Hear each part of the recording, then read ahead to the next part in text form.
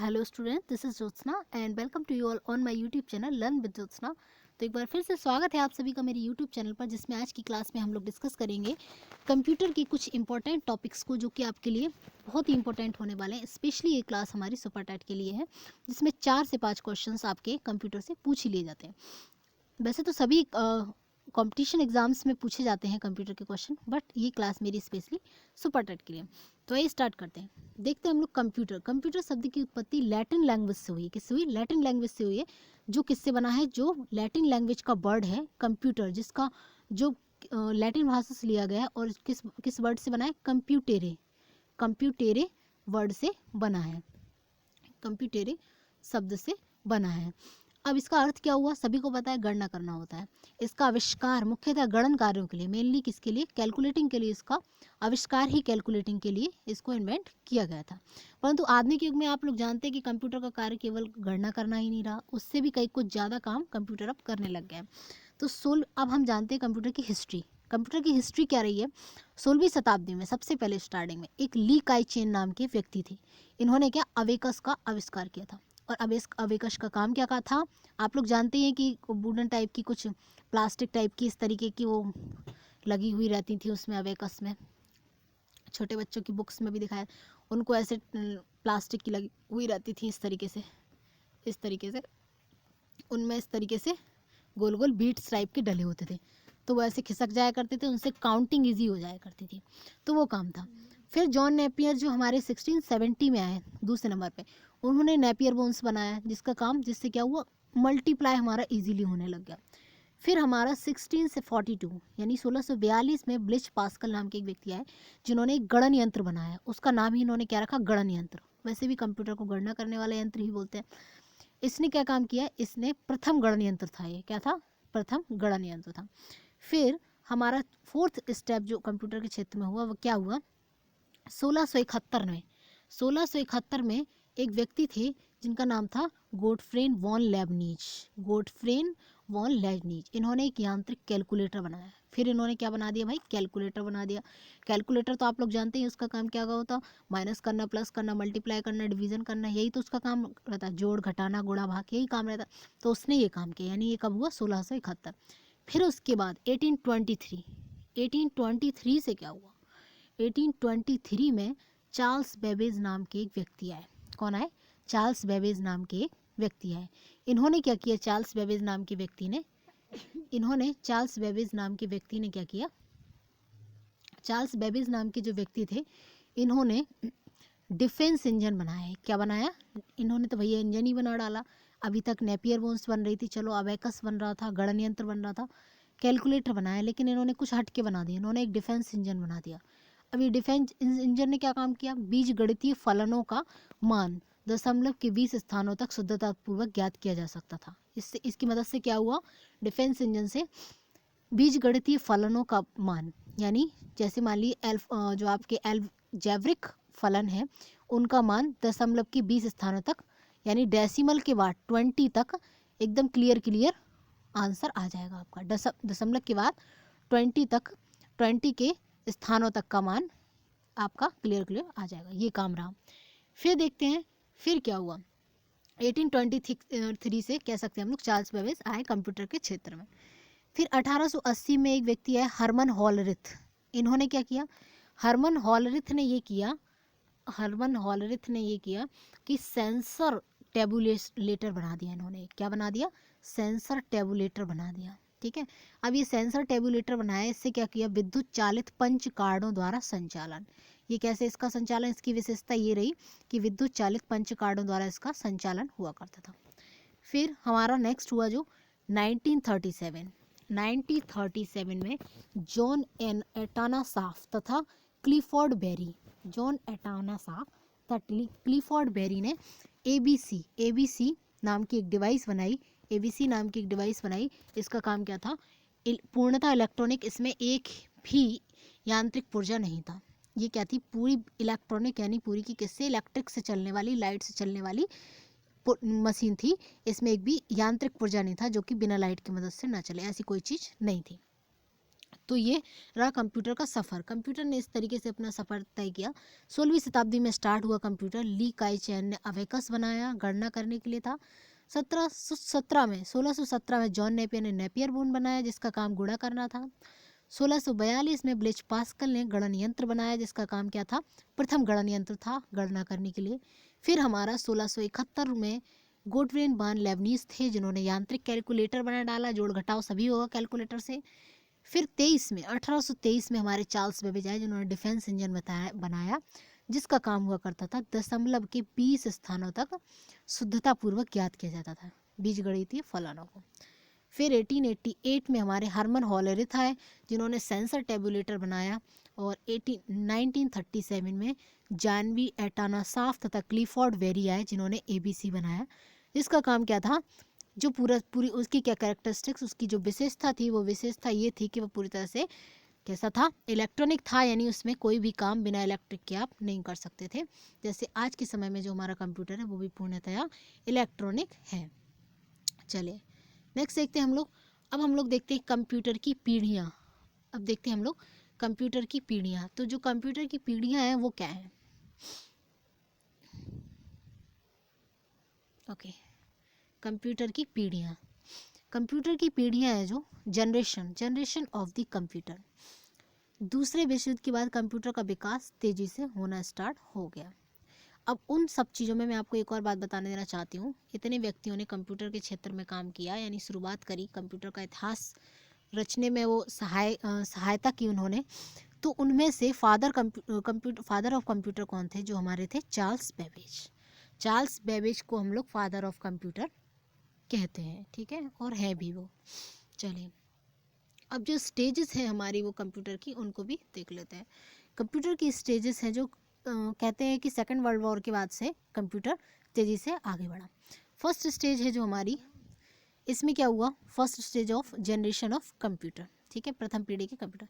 इनमें क्या हुआ करता था, प्रथम पीढ़ी के कंप्यूटर सन 1946 से 95 तक माना जाता है। आपको भी आपसे कोई पूछ ले कि जो फर्स्ट जनरेशन के कंप्यूटर है, यानी प्रथम पीढ़ी के कंप्यूटर है, वो कब आए थे, तो 1946 से 55 तक आए थे।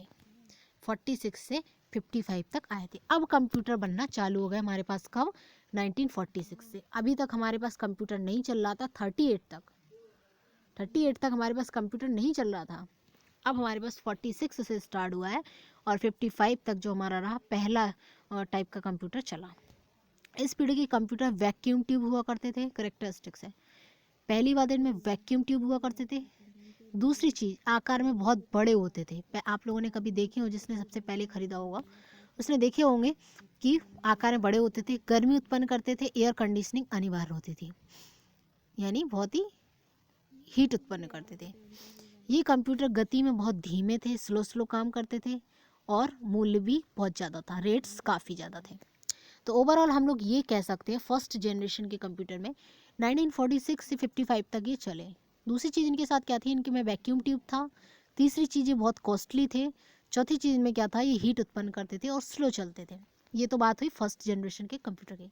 अब आइए देखते हैं इनमें कौन कौन से आया करते। इस पीढ़ी के प्रमुख कंप्यूटरों के नाम जो हैं वो क्या है, एनएक आपका था, एनएक था, इसमें एडसेट था, दूसरा था एडवेट था, आपका यूनिवैक फर्स्ट था, इसमें आपका यूनिवैक सेकंड था, इसमें आपका IBM 701 था, IBM 650 था, मार्क 2 था, मार्क 3 था, वरोज 2202 था, ठीक है।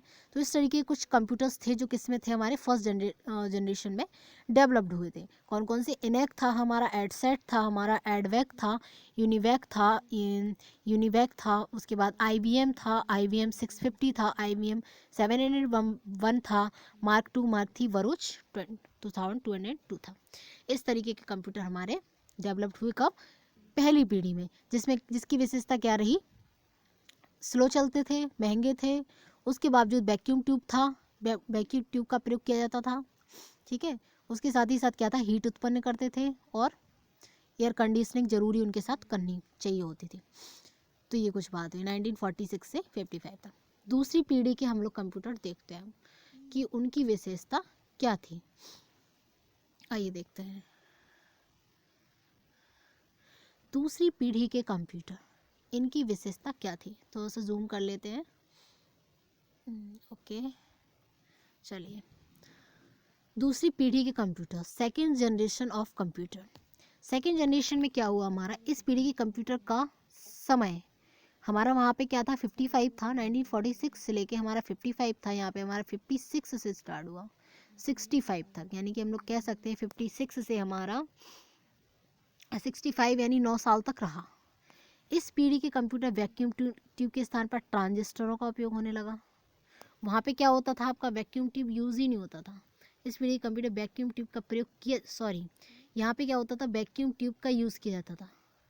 लेकिन थोड़ा सा हमारा क्या हुआ, विकास हुआ, वैक्यूम ट्यूब की जगह पे क्या आ गया हमारा, वैक्यूम ट्यूब की जगह पे दूसरी चीज़ क्या आ गई हमारी, वो आ गई ट्रांजिस्टर। क्या आ गई, ट्रांजिस्टर आ गया, ट्रांजिस्टर का यूज़ होने लग गया। ठीक है, तो वैक्यूम ट्यूब के स्थान पर 56 से ये स्टार्ट हुआ हमारा और 1965 तक चला हमारा। इसमें वैक्यूम ट्यूब यूज़ होने लग गया। इस पीढ़ी के कंप्यूटर आकार में थोड़े से छोटे हो गए, वो थोड़े बड़े थे, छोटे हो गए। थोड़ी सी स्पीड बढ़ी इनकी, क्या हुआ, थोड़ी सी स्पीड बढ़ी, ट्रांजिस्टर का यूज़ हो गया, थोड़े से छोटे हो गए, पहले बड़े बड़े आते थे कंप्यूटर। ठीक है, थोड़ा सा कॉस्ट भी कम हो गया, यानी वही है मोबाइल, जैसे आप लोग देख रहे हैं कि मोबाइल पहले कैसे आते थे, सबसे छोटा मोबाइल आता था वो पैनासोनिक का आता था, नोकिया का आता था, कैसे आवाज़ ना कुछ आवाज़ आती थी, महंगे भी आते थे। पर अब देखो आप कितने कितने सारे फंक्शंस फीचर्स आ गए, 4G 5G 6G, और कितने अच्छे फंक्शंस उनमें, सभी चीज़ें मोबाइल से होने लग गई। तो वही चीज़ कंप्यूटर में है। तो इनकी क्या हो गई, स्पीड भी बढ़ गई, ट्रांजिस्टरों का यूज़ होने लग गया, थोड़े सस्ते भी हो गए और थोड़े छोटे भी हो गए। ठीक है, फिर नेक्स्ट इनकी विशेषता क्या रही है, नेक्स्ट विशेषता रही है इस पीढ़ी के कंप्यूटर में डाटा स्टोर करना तथा परिणाम प्राप्त करना सरल था। यानी आप कोई भी डाटा, अगर आपका कोई इंपॉर्टेंट डाटा है तो आप उसको स्टोर करने में हेल्प मिलेगी। ठीक है, ये विशेषता रही। इस पीढ़ी कंप्यूटर में IBM 401 प्रमुख था।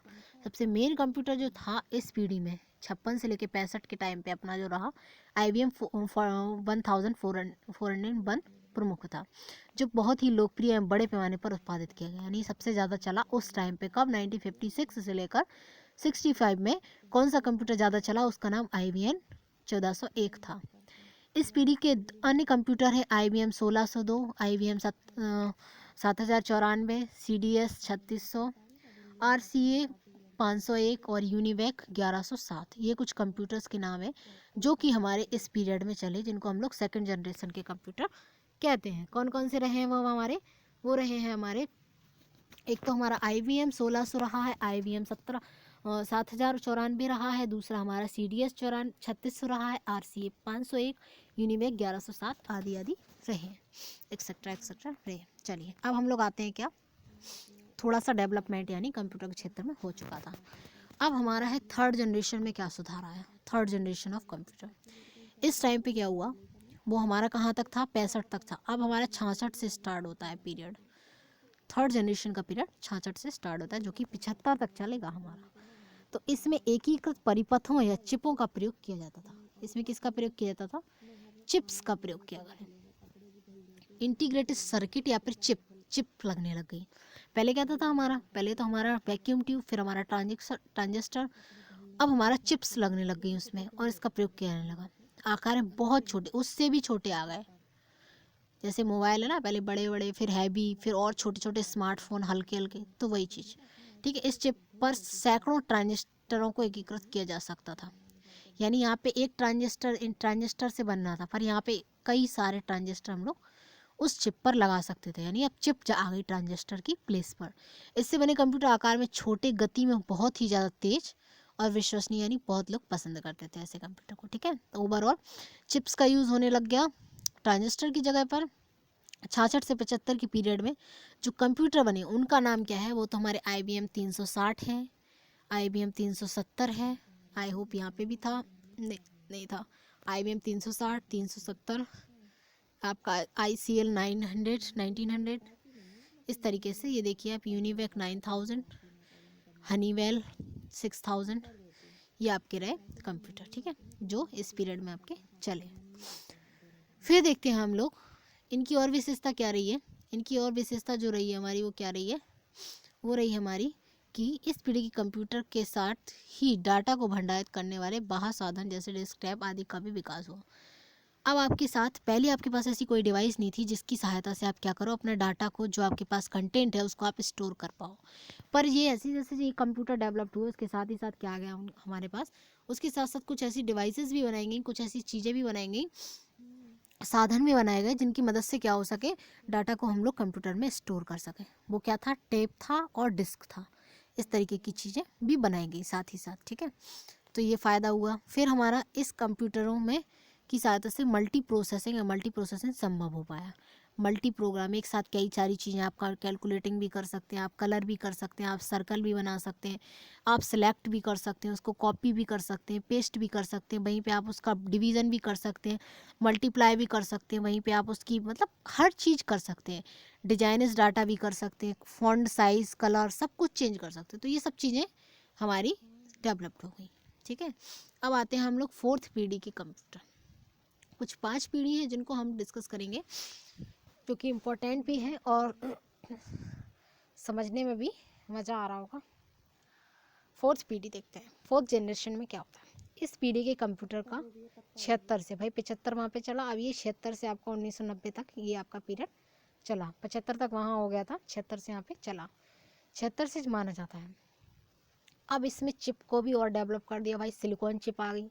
पहले हमारे पास क्या थी, पहले हमारे पास था वैक्यूम ट्यूब था, उसके बाद हमारे पास क्या था, ट्रांजिस्टर था, फिर हमारे पास चिप थी, अब हमारे पास सिलिकॉन चिप आ गई, जिसका यूज़ क्या होता था, कंप्यूटर के सभी एकीकृत परिपथों को लगाया जाता था। यानी सभी परिपथ को एक साथ लगा दो, जिसे माइक्रो प्रोसेसर कहा जाता है। सिलिकॉन चिप पर बहुत सारे चिप्स आप लगा सकते हो। सिलिकॉन चिप्स पर कंप्यूटर के सभी एकीकृत परिपथों को, यानी सारी जितनी भी सारी चीज़ें कंप्यूटर में आप चला रहे हैं वो सभी को एक साथ कनेक्ट कर सकते हैं।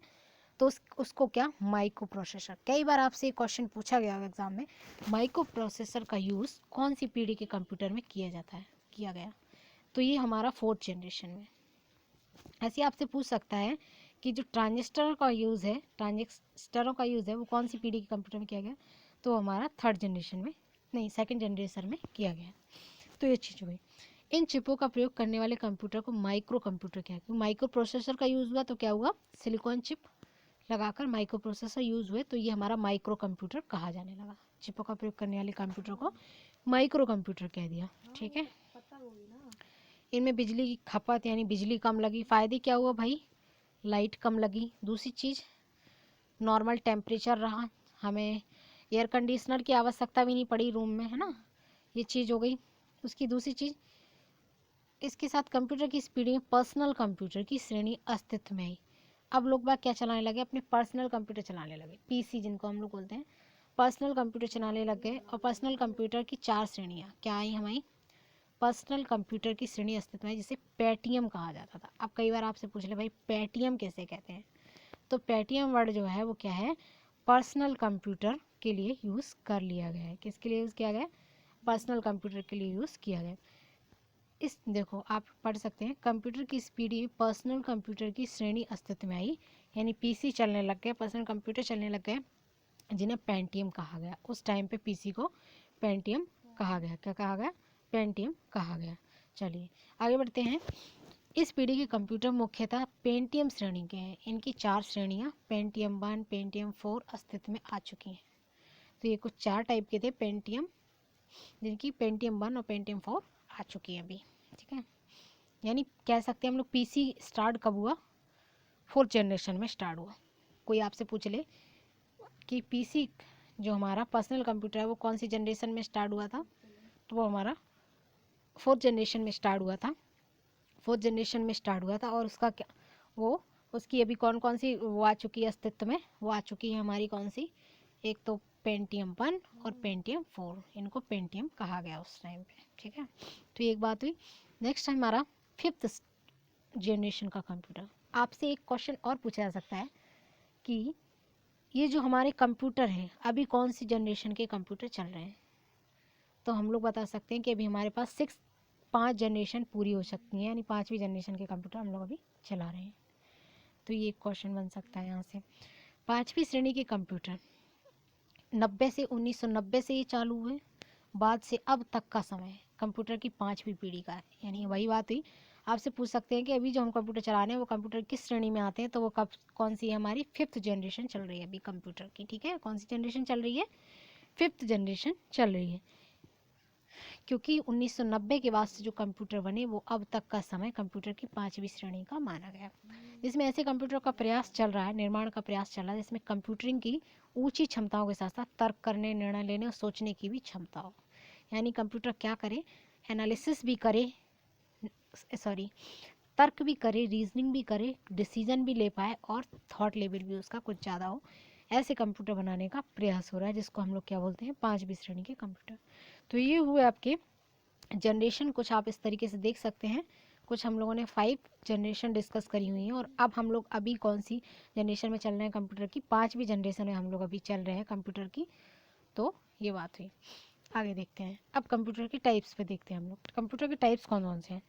कंप्यूटर के प्रकार, टाइप्स ऑफ कंप्यूटर। कंप्यूटर कितने टाइप्स के होते हैं हमारे, कंप्यूटर हमारे कुछ होते हैं,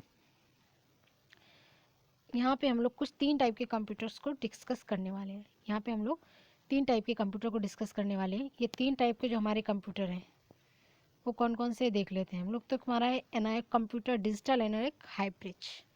3 टाइप के कौन कौन से, डिजिटल, एनालॉग और हाइब्रिड, ये 3 हमारे कंप्यूटर के टाइप यहाँ पे हैं। अब सबसे पहले हम लोग एनालॉग देखते हैं। एनालॉग में क्या होता है, एनालॉग में ये होता है आपका कि ये कुछ निश्चित समस्याओं में भौतिक अंतर संबंधों के बीच गणितीय समानता का दोहन करते हैं और भौतिक समस्या के समाधान के लिए इलेक्ट्रॉनिक या हाइड्रोलिक सर्किट का प्रयोग करते हैं। ये कुछ निश्चित समस्याओं में भौतिक अंतर संबंधों के बीच गणितीय समानता का दोहन करते हैं। कुछ निश्चित समस्याएं, मान लीजिए आपकी कोई फिक्स जो है प्रॉब्लम्स हैं, उनमें भौतिक अंतर संबंध हो, यानी आपस में वो संबंधित हैं। अगर मान लीजिए आपकी समस्या है वो कहीं ना कहीं 5-6 समस्या है और वो आपस में एक दूसरे से अंतर संबंधित है, उनके बीजगणितीय समानता का दोहन करते हैं कि उनमें बीजगणितीय समानता क्या है। ठीक है, एल्जेब्रिक समानता क्या है। भौतिक समानता की समस्या के समाधान के लिए इलेक्ट्रॉनिक या हाइड्रोलिक सर्किट का प्रयोग किया जाता है। भौतिक यानी कि उनकी बनावट में अगर समानता है, फिजिकल उनका स्ट्रक्चर अगर सेम है, तो ऐसे टाइप की समस्याओं के समाधान के लिए इस टाइप के कंप्यूटर यूज़ होते हैं। ठीक है, इसमें इलेक्ट्रॉनिक या हाइड्रोलिक सर्किट का प्रयोग करते हैं। आपसे पूछा जा सकता है एनालॉग कंप्यूटर में किस सर्किट का यूज़ करते हैं, तो आप लोग बता सकते हैं इलेक्ट्रॉनिक या हाइड्रोलिक सर्किट का यूज़ करते हैं। ठीक है, नेक्स्ट देखते हैं हम लोग डिजिटल कंप्यूटर। डिजिटल में क्या होता है, ये कंप्यूटर गणनाओं के निष्पादन, यानी गणनाओं को करने में अंक दर अंक प्रत्येक संख्या के आधार पर संख्याओं का समाधान करते हैं। तो निकल कर के बात इसमें से ये आ रही है कि गणनाओं के निष्पादन, कोई भी गणना करना है आपको, कैलकुलेट करना है, तो वो काम निष्पादन यानी उसको कह सकते हैं कि शुरू करते हैं या करते हैं, गणनाओं को करते हैं। अंक दर अंक प्रत्येक संख्या के आधार पर समस्याओं का समाधान, यानी एक एक अंक करके हर समस्या का आपका समाधान वो करते हैं। कि कहीं आपने इतना सारा डाटा यहाँ से सॉल्व कर लिया तो वो हर स्टेप पे आपको सॉल्यूशन मिल सकता है। कि देख लीजिए यहाँ पे चेक कर लीजिए आप, एक स्टेप, दूसरा स्टेप, तीसरा स्टेप चेक कर लिए तो आपको पता चल जाएगा कि प्रॉब्लम कहाँ पे है, चेक करने में इजी रहेगा। हाइब्रिड कंप्यूटर, हाइब्रिड है, पहला एनालॉग, डिजिटल और हाइब्रिड। हाइब्रिड कंप्यूटर क्या होता है, इस टाइप के कंप्यूटर को हाइब्रिड उन कंप्यूटर को कहते हैं इसमें एनएक और डिजिटल दोनों कंप्यूटर के गुण हो, यानी हमारा एनएक भी हो और डिजिटल, इन दोनों के मिक्सचर को हम लोग क्या बोलते हैं, हाइब्रिड कहते हैं। क्या कहते हैं, हाइब्रिड कंप्यूटर, हाइब्रिड कंप्यूटर कहते हैं। तो हाइब्रिड कंप्यूटर करता क्या है, इसमें दोनों ही फीचर होंगे ऑब्वियसली। इसमें पहले वाले में क्या था, भौतिक मात्राओं को अंकों में परिवर्तित करेगा।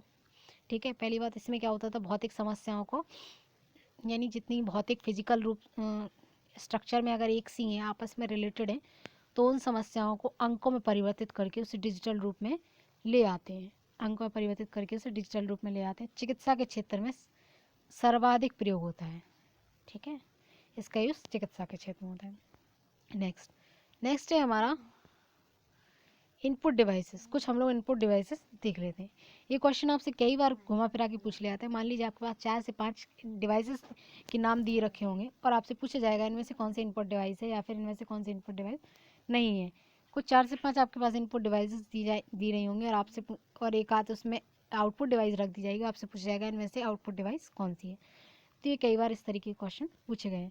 आइए देखते हैं इनपुट डिवाइसेस क्या होती हैं। इनपुट से मतलब क्या होता है, कंप्यूटर किस सर्कल पे काम करता है। पहली बात तो आप लोग सभी जानते हैं कंप्यूटर, आप इनपुट देंगे, फिर प्रोसेसिंग होगी, फिर वो आपको आउटपुट देगा। तो ये कंप्यूटर का साइकिल है, इस साइकिल पे काम करता है कंप्यूटर। पहले आप इनपुट देंगे, फिर वो प्रोसेस करेगा, फिर वो आपको क्या देगा, डाटा देगा, रिजल्ट देगा आपको, जिसको हम लोग बोलते हैं आउटपुट, जिसको हम लोग क्या बोलते हैं, आउटपुट। तो इनपुट क्या है, इनपुट यानी कि जिन, हम अपनी भाषा में बोल रहे हैं तो जिन डिवाइसेस की सहायता से, जिन डिवाइसेस की सहायता से हम अपनी समस्या या हम अपना निर्देश कंप्यूटर को देते हैं, कंप्यूटर को देते हैं, यानी कंप्यूटर को बताते हैं, कंप्यूटर को निर्देश देते हैं कि भाई देखो ये काम है हमारा। जिन डिवाइसेस की सहायता से हम ये करते हैं उन डिवाइसेस को हम लोग क्या बोलते हैं, इनपुट डिवाइस बोलते हैं। यानी जिनकी सहायता से हम कंप्यूटर को बताते हैं कि ये हमारे निर्देश हैं, अब इस पे तुम वर्कआउट करो। फिर कंप्यूटर उन पे प्रोसेस करता है, अपना दिमाग लगाता है। ठीक है, जैसे आपको मान लीजिए हमने एक क्वेश्चन दे दिया कि भारत की राजधानी क्या है, आपको तो पता नहीं है कि भारत की राजधानी क्यों है, क्या है, तो आप क्या करेंगे, उस क्वेश्चन के बारे में सोचेंगे, उसके बारे में विचार करेंगे, उसके बारे में हमने आपको इनपुट दे दिया, what is the capital of India. तो आप, हमने आपको इनपुट दे दिया, अब आप प्रोसेस करोगे, ढूंढोगे, सर्च करोगे, दिमाग लगाओगे, नेट पे सर्च करोगे, किसी टीचर से पूछोगे, पढ़ोगे, तो वो क्या हो गया, आपका प्रोसेसिंग हो गया। अब फिर आप हमें आंसर देने आओगे कि मैडम भारत की राजधानी दिल्ली है, तो वो हमारा क्या हो गया, आउटपुट निकल करके आ गया। तो यही सर्कल हमारा कंप्यूटर का साइकिल है कि हम इनपुट देंगे उसको कि भैया मुझे ये करना है कंप्यूटर में, तो फिर वो उसी पे वर्कआउट करेगा और हमें आउटपुट ला के देगा। तो जिन डिवाइसेस के माध्यम से हम लोग ये इनपुट उसको देते हैं, इंस्ट्रक्शन, निर्देश हम देते हैं, उनको हम लोग इनपुट कहते हैं, इनपुट डिवाइसेस कहते हैं। तो ये क्या है, इनका पहला काम क्या होता है, यूज़र द्वारा दिए गए डाटा को कंप्यूटर सिस्टम को उपलब्ध कराना। वही बात है जो हमने उसको हमें जो जिसका सॉल्यूशन चाहिए वो चीज़ किसको, कंप्यूटर को वो देती हैं। कौन, इनपुट डिवाइसेस। यूज़र द्वारा दिए गए निर्देशों को प्राप्त करना, जो भी निर्देश उसने दिए हैं तो वो ये डिवाइसें समझें और रिसीव कर लें। जैसे मान लीजिए हमने आपको क्वेश्चन का एग्जाम्पल दिया कि हमने आपको क्वेश्चन दिए, तो आप उस क्वेश्चन को समझो, आप अपने पास प्राप्त करो उस क्वेश्चन को। ये नहीं कि आप तो यही बोल दो क्लास में आके कि मैम आपने कल कौन सा क्वेश्चन दिया था, है ना, तो बात वहाँ नहीं आनी चाहिए। बात ये है कि आपने उन चीज़ों को समझो, उनको अपने पास रखो, तो ये प्राप्त भी करता है। दूसरा ये क्या है, कंप्यूटर को भी देता है। यूज़र द्वारा दिए कमांडों को प्राप्त करना, जो कमांड दिए हैं वही बात हुई, ये काम रहता है इनका, इनपुट डिवाइसेस का। अब कौन कौन सी होती है, एक तो आपका माउस हो गया, आपको पता होगा माउस की सहायता से हम लोग क्या क्लिक करते हैं कि भाई हमें जैसे वर्ड वर्ड पैड खोलना है, ठीक है, तो हम लोग क्लिक करते हैं तो वो फिर वर्कआउट करता है। फिर हम क्लिक करेंगे दूसरे पे तो वो उस पर काम करे, तो ये हमारा माउस हो गया। कीबोर्ड, कीबोर्ड से हम टाइप करेंगे भाई अपनी जन्म तिथि, कोई भी चीज़ हम टाइप करेंगे कंप्यूटर से, टाइपिंग करेंगे कीबोर्ड से, तो वो हम क्या दे रहे हैं, उसे इनपुट दे रहे हैं।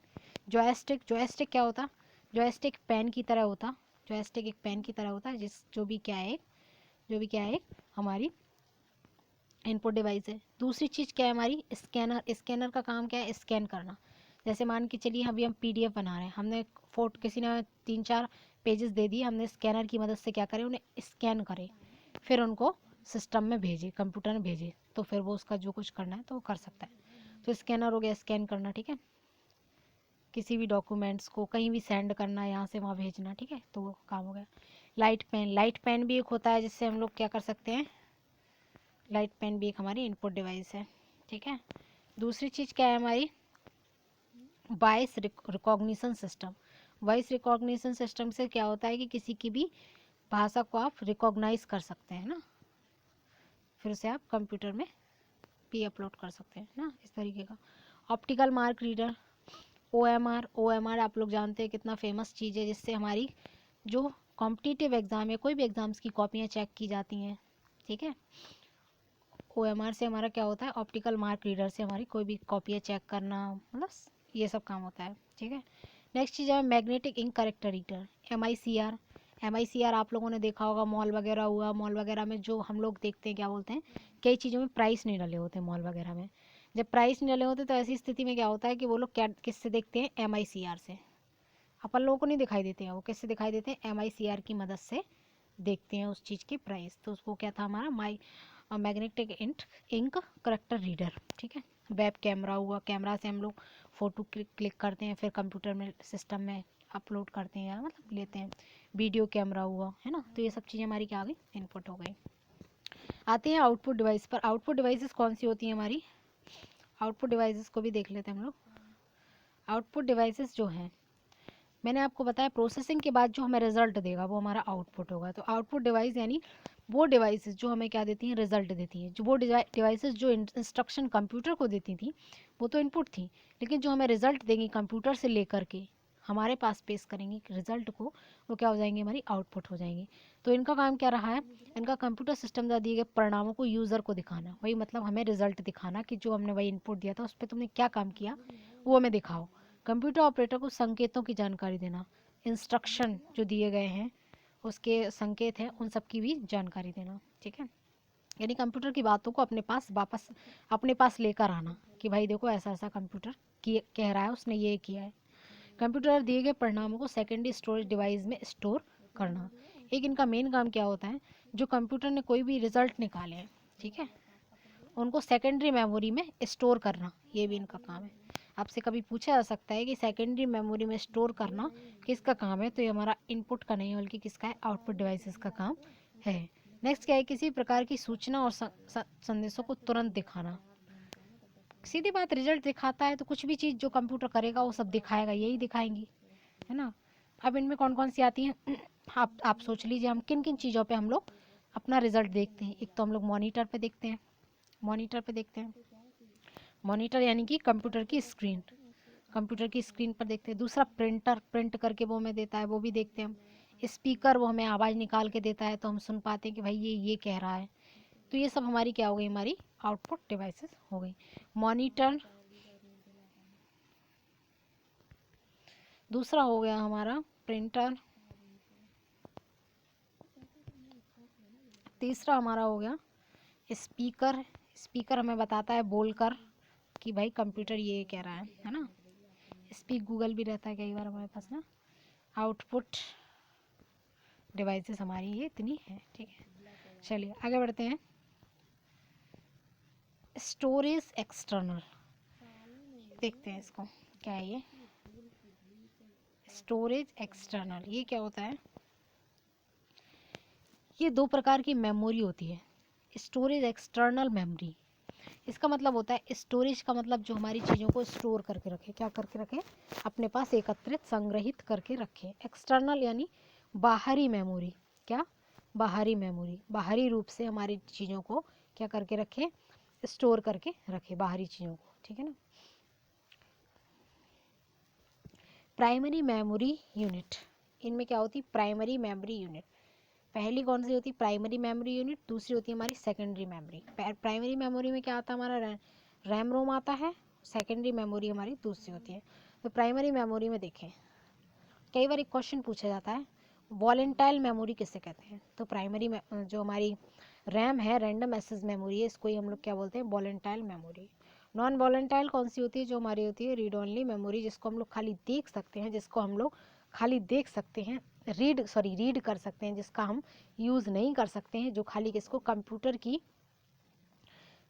की चीज़ों को स्टोर, कंप्यूटर में जो ऑलरेडी पड़ा हुआ है, जो कंप्यूटर में जो बना बनाया आता है उसी की चीज़ों को दिखाने के लिए यूज़ होती है, उसको हम लोग रीड ओनली मेमोरी, यानी इसमें हम लोग कुछ अपना स्टोर नहीं कर सकते।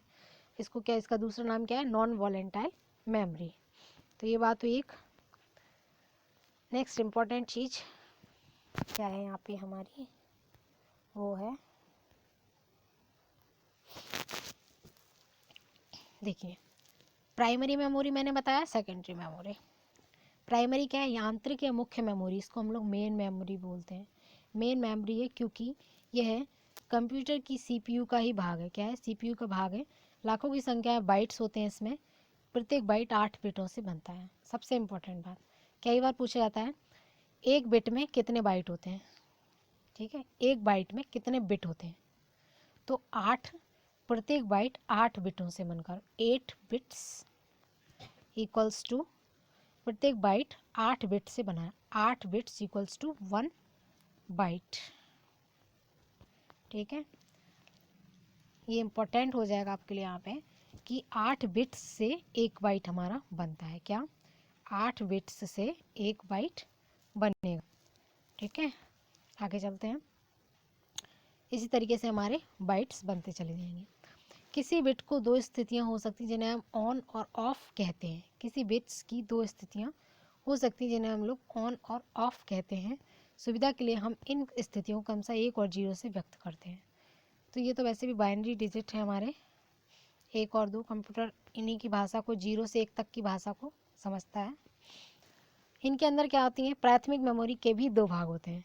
प्राइमरी मेमोरी में कौन कौन से आ जाएंगे हमारी, एक तो हमारी रैम आ जाएगी, ठीक है, जिसको हम लोग, इसका फुल फॉर्म क्या है, रैंडम एक्सेस मेमोरी, ठीक है।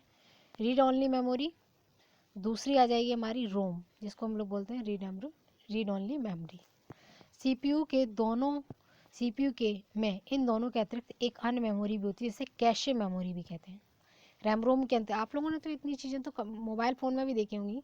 कई बार हम लोग, हमारा मोबाइल हैंग करने लग जाता है तो हम लोग कहते हैं, सब लोग बोलते हैं कि भाई रैम रोम कम है इस बार मोबाइल की, इसलिए हैंग करने लग गया है, इसमें स्टोरेज आपने ज़्यादा भर दिया है, फंक्शनिंग करने के लिए उसके पास स्पेस नहीं है, इसलिए वो रैम रोम कम है या फिर भरा है मोबाइल, ठीक है। कई बार कैशे मेमोरी भी हमें हटानी पड़ जाती है ना, तो ये हमारी होती है कैशे मेमोरी, ठीक है। तो ये 3 टाइप के हमारे केस प्राइमरी मेमोरी में आ जाएंगे। अब सेकेंडरी मेमोरी में क्या होगा, सेकेंडरी मेमोरी में होगा, इस प्रकार की मेमोरी सीपीयू से बाहर होती है। क्या, ये हमारी सीपीयू का पार्ट होती है और ये वाली हमारी सीपीयू से बाहर होती है। तो सीपीयू के बारे में इनमें बाहर एक्सटर्नल या सेकेंडरी कहते हैं, या तो एक्सटर्नल बोलेंगे, दूसरी बाहरी या सेकेंडरी बोल देंगे, द्वितीयक मेमोरी जिनको हम लोग कह सकते हैं। तो इनमें क्या होता है, कंप्यूटर की मुख्य मेमोरी बहुत महंगी होने और बिजली बंद कर देने पर इसमें रखी अधिकतर सूचनाएं नष्ट हो जाने के कारण ना तो हम इसे इच्छानुसार बढ़ा सकते हैं और ना हम उसमें कोई सूचना स्थायी रूप से स्टोर कर सकते हैं। यानी ये मेमोरी क्या है, हमारी कंप्यूटर की मुख्य मेमोरी बहुत महंगी होने से, मेन मेमोरी काफ़ी महंगी होती है। जैसे आप लोग देखते कितने बड़े बड़े हम लोग मोबाइल लेते हैं, तो उसमें भी क्या होता है हमारा, उसमें भी हमारी रैम रोम, बहुत ही ज़्यादा कॉस्टली मोबाइलों में हम लोगों को 2 GB 3 GB 4 GB इस तरीके से रैम रोम मिलती है, और छोटे छोटे मोबाइल में तो इतनी कम होती है कि मतलब उनमें आप ये सब काम कर ही नहीं सकते हैं, है ना, मोबाइल को भी ढंग से नहीं चला सकते हैं, एंड्रॉइड को। तो ये सब चीज़ें कम रहती हैं छोटे मोबाइल में। तो कहते हैं कि मेमोरी बहुत महंगी होती है, जो मेन मेमोरी, तथा बिजली बंद कर देने पर उसमें रखी अधिकतर सूचनाएं नष्ट हो जाने के कारण ना तो हम इसे इच्छानुसार बढ़ा सकते हैं और ना हम इसे कोई सूचना स्थायी रूप से स्टोर, मतलब ये कुछ हमारे खास काम की नहीं है। देखते हैं, आते हैं हम लोग दूसरे टॉपिक पर, जिसका नाम है हार्डवेयर एंड सॉफ्टवेयर।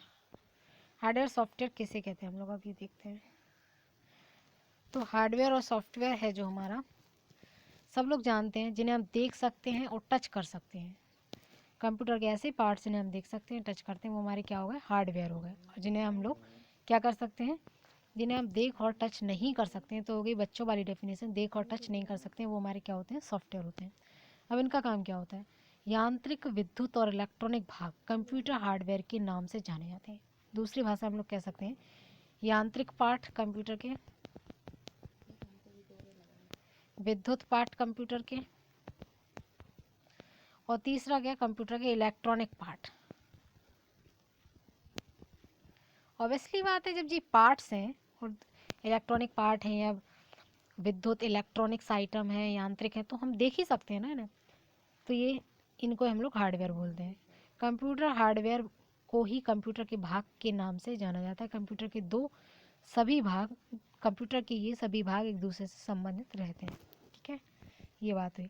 हम लोग आते हैं सॉफ्टवेयर पे। सॉफ्टवेयर क्या होता है, सॉफ्टवेयर हमारे जो होते हैं बेसिकली 3 टाइप के होते हैं। एक तो हमारा ऑपरेटिंग सिस्टम सॉफ्टवेयर होता है, यूटिलिटी सॉफ्टवेयर होता है, एप्लीकेशन सॉफ्टवेयर होता है, पैकेजेस सॉफ्टवेयर होता है।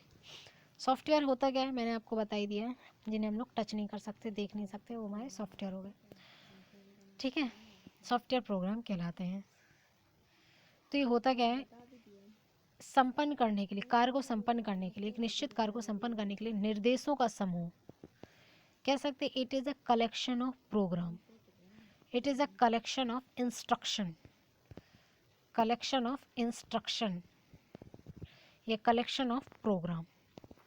कलेक्शन ऑफ प्रोग्राम है एक ऐसा, ठीक है, प्रोग्राम के निर्देश कंप्यूटर को इनपुट क्रियाओं, डाटा की क्रियाओं, परिणामों को आउटपुट करने का निर्देश देना।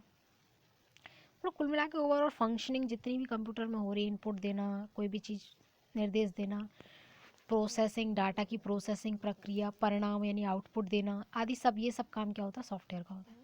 सॉफ्टवेयर के बिना कंप्यूटर हार्डवेयर बिना आत्मा के शरीर या बिजली मशीन के बिना बिजली के टेलीविज़न जैसा ही है। यानी आपके पास सॉफ्टवेयर नहीं है तो आप सिस्टम में कितने भी सारे फंक्शन हो, कुछ भी कुछ काम के नहीं है, वो दौड़ेगा ही नहीं। यानी क्या है, बिना प्लेटफॉर्म के कभी ट्रेन दौड़ेगी नहीं। तो वो एक प्लेटफॉर्म है, सॉफ्टवेयर क्या है, प्लेटफॉर्म जिन पर ही हमारे कंप्यूटर सिस्टम दौड़ता है। ठीक है, तो ये बात हुई। आगे ले दिखते हैं हम लोग कि 3 टाइप के हमारे पास सॉफ्टवेयर होते हैं। सिस्टम सॉफ्टवेयर, सॉरी 4 टाइप के होते हैं। System, utility, application, packages, 4 type के कुछ हमारे पास software. System, utility, application, packages. System देखते हैं हम लोग, सिस्टम कौन सा होता है।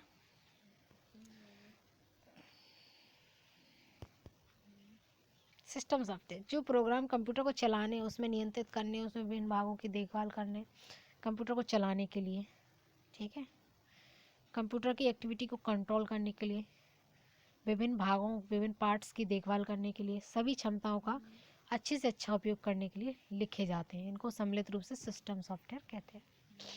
सिस्टम सॉफ्टवेयर क्या है,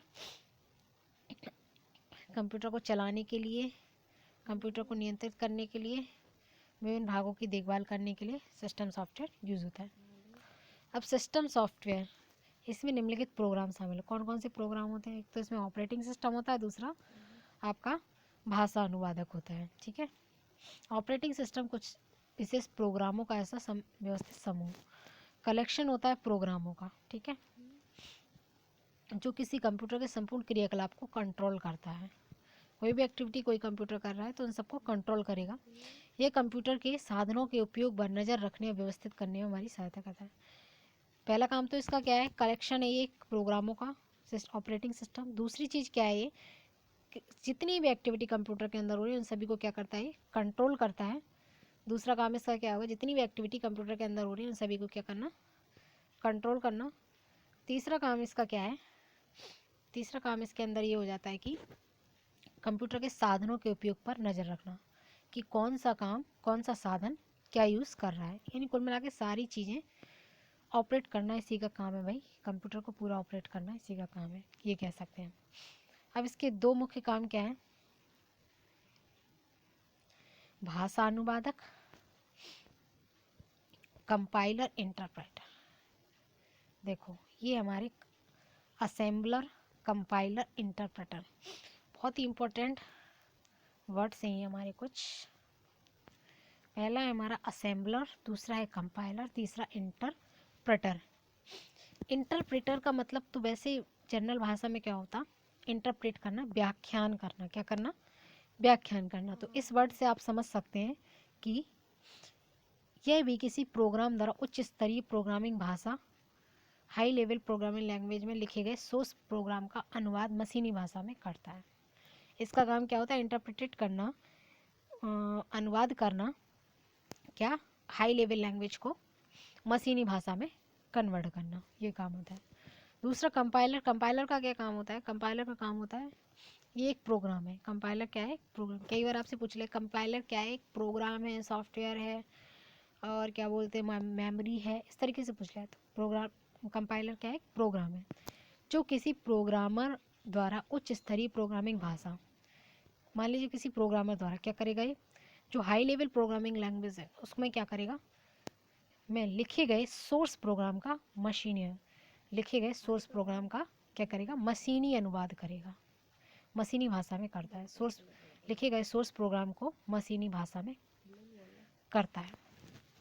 तो ये भी कन्वर्टर हुआ हमारा, क्योंकि इसका भी काम क्या है, उच्च स्तरीय प्रोसेसिंग भाषा, हाई लेवल प्रोग्रामिंग लैंग्वेज को में लिखे गए सोर्स प्रोग्राम का अनुवाद मशीनी भाषा में करता है। ये भी वही काम कर रहा है। फिर हमारा कंपाइलर हो गया। इसके बाद हमारा क्या है, असेंबलर। असेंबलर पे आते हैं हम लोग। असेंबलर क्या करता है, ये भी एक प्रोग्राम है। असेंबलर भी एक प्रोग्राम है जो असेंबली भाषा, नाम से ही देख लो लोग, असेंबली भाषा में लिखे गए किसी प्रोग्राम को पढ़ता है और उसका अनुवाद मशीनी भाषा में करता है। असेंबली भाषा प्रोग्राम को सोर्स प्रोग्राम कहा जाता है। तो वही बात है, यहाँ पे भी लिखे गए सोर्स प्रोग्राम का अनुवाद मशीनी भाषा, ये भी वही कर रहा है। कंपाइलर भी, जो हमारी हाई लेवल लैंग्वेज है, हाई लेवल प्रोग्रामिंग लैंग्वेज है, कंपाइलर क्या कर रहा है, हाई लेवल प्रोग्रामिंग लैंग्वेज को, यानी जिसको बोलते हैं हम लोग सोर्स प्रोग्राम, इस भाषा में high level language high level programming language में जो भी प्रोग्राम लिखे जाते हैं उनको हम लोग क्या बोलते हैं, सोर्स प्रोग्राम। क्या बोलते हैं, सोर्स प्रोग्राम। उनको हम लोग क्या बोलते हैं, सोर्स प्रोग्राम बोलते हैं। यहाँ पे लिखा हुआ है असेंबली भाषा में के प्रोग्राम को सोर्स प्रोग्राम कहते हैं। तो यहाँ पे भी जो इसने लिखे हैं HLPL यानी हाई लेवल प्रोग्राम लैंग्वेज में जो लिखे हैं उनको भी सोर्स प्रोग्राम बोलते हैं। तो इसका भी क्या है, ये सोर्स प्रोग्राम को मशीनी भाषा में कन्वर्ट कर देता है कंपाइलर। असेंबलर क्या करता है, ये सोर्स प्रोग्राम को मशीनी भाषा में, ये आपकी असेंबली भाषा को सोर्स प्रोग्राम में कन्वर्ट करता है। ठीक है, असेंबली भाषा को सोर्स प्रोग्राम यानी मशीनी भाषा में कन्वर्ट कर देता है। ठीक है,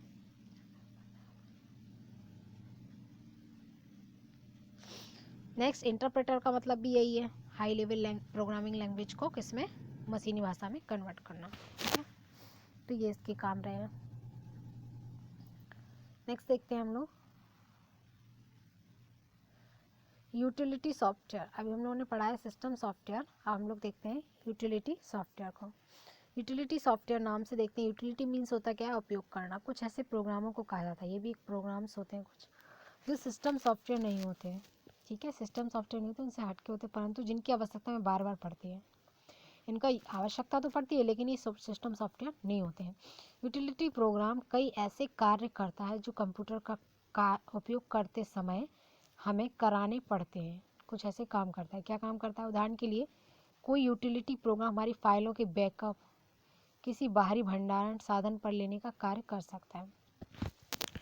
यूटिलिटी प्रोग्राम हमारी फाइलों के बैकअप्स, मान लीजिए हमारी कोई फाइल्स हैं जो हमने कई बार क्या है सिस्टम अपडेट किया, रिस्टार्ट किया, तो हमारी फाइल्स यहाँ वापस चली गई कंप्यूटर में से।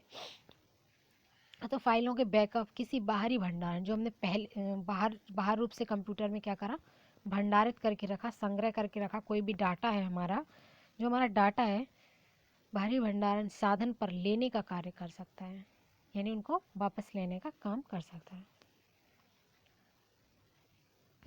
तो ये हुआ यूटिलिटी सॉफ्टवेयर। एप्लीकेशन सॉफ्टवेयर क्या होता है, application apply, application software program को, ये भी कुछ प्रोग्राम्स होते हैं जो हमारा वास्तविक कार्य कराने के लिए लिखे जाते हैं। क्या, जो हमें फंक्शनिंग करनी है कंप्यूटर से, जो काम लेना है उसको करवाने के लिए कंप्यूटर में लिखे जाते हैं। जैसे कार्यालय के कर्मचारियों की वेतन गणना करना, देखिए जैसे किसी वेतन गणना करना है हमें तो कर सकते हैं ना। सभी लेन देन तथा खातों का हिसाब किताब रखना है, ठीक है, बैंक में यूज़ करना। विभिन्न प्रकार की रिपोर्ट छापना है, स्टॉक की स्थिति का विवरण देना है, पत्र दस्तावेज तैयार करना है। कंप्यूटर वास्तव में इन्हीं कार्यों के लिए खरीदे जाते हैं। बिल्कुल सही बोला। कंप्यूटर से हम इन सॉफ्टवेयर्स की मदद से हम लोग क्या कर पाते हैं, किसी की वेतन का पूरा हिसाब किताब लगाना है, भाई कितनी वेतन किसको देना, वो हिसाब किताब लेखा बना सकते हैं हम लोग। दूसरी चीज़ खातों का हिसाब किताब बना सकते हैं। तीसरी चीज़ रिपोर्ट छापना, स्टॉक की यानी कितना माल है उन सब की स्थिति बताना, ये सब काम एप्लीकेशन का होता है। नेक्स्ट होते हैं हमारे पैकेजेस। ये कौन से सॉफ्टवेयर होते हैं, पैकेजेस प्रोग्राम के ऐसे समूह जिन्हें यूज़र अपनी आवश्यकता अनुसार सामान्य उद्देश्यों की पूर्ति के लिए उपयोग में लेते हैं।